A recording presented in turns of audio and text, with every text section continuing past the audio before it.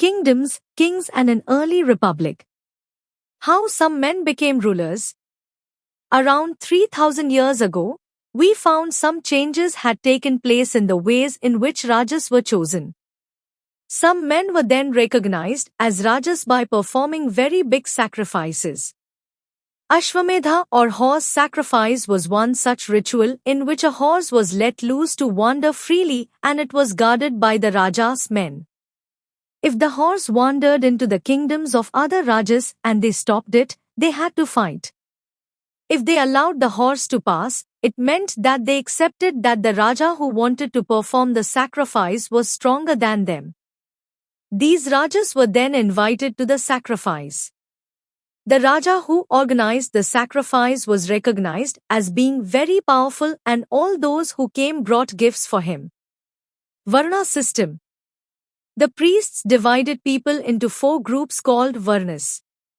According to them, each Varna had a different set of functions.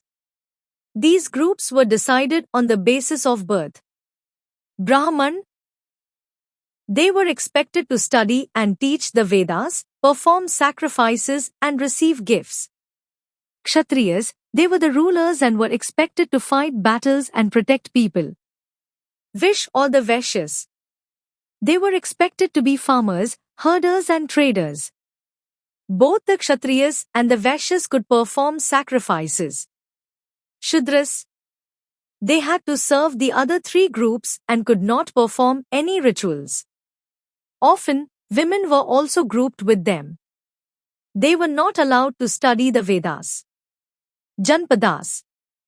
The Rajas who performed big sacrifices were then recognized as being Rajas of Janpadas rather than Janas. The word Janpada means the land where the Jana set its foot and settled down.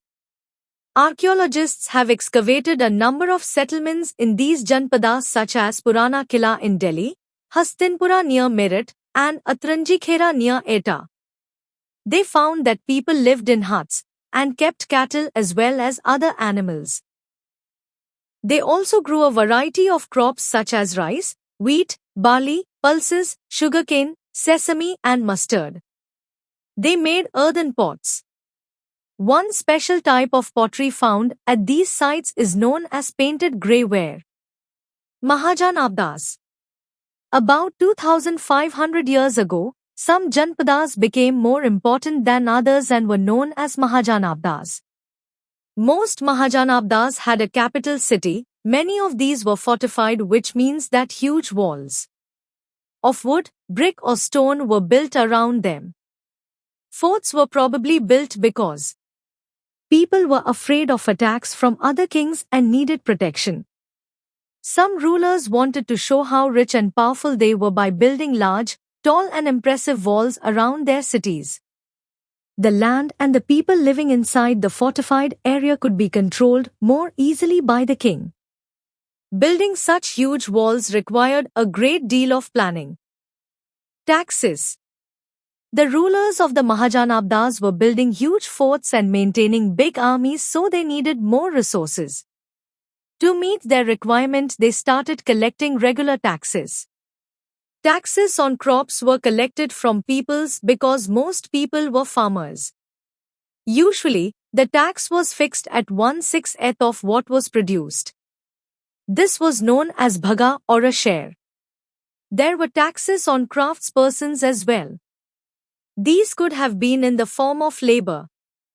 Herders were also expected to pay taxes in the form of animals and animal produce.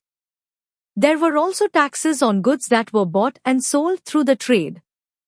Hunters and gatherers also had to provide forest produce to the Raja as tax. Changes in agriculture. There were 2 major changes in agriculture around Mahajanabdas' time. Growing use of iron plowshares. This means heavy, clayey soil could be turned over better than with a wooden plowshare so that more grain could be produced. People began transplanting paddy. This meant that instead of scattering seed on the ground, saplings were grown and then planted in the fields. Magad. Magad became the most important Mahajanpada in about 200 years. Many rivers such as the Ganga and Son flowed through Magadh, which play an important role for transport, water supplies, making the land fertile. Parts of Magadh were forested, which was used for building houses, carts and chariots. Magadh had two very powerful rulers, Bimbisara and Ajatsattu, who used all possible means to conquer other Janpadas. Rajagriha, present-day Rajgir, in Bihar was the capital of Magadh for several years. Later the capital was shifted to Patliputra, present-day Patna. A closer look, B. Vajji. Vajji, with its capital at Vaishali, Bihar, was under a different form of government, known as Gana or Sangha. In a Gana or a Sangha there were many rulers, each one was known as a Raja. The Rajas performed rituals together and met in assemblies.